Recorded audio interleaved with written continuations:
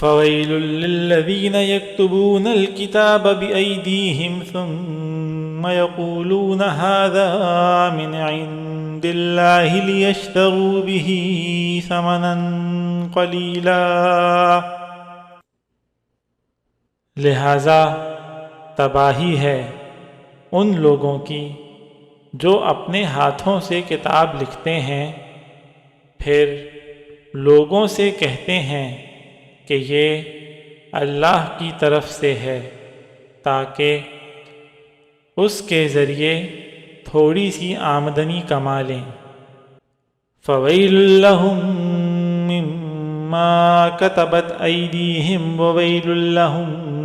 مما یکسبون، پس تباہی ہے ان لوگوں پر اس تحریر کی وجہ سے بھی جو ان کے ہاتھوں نے لکھی،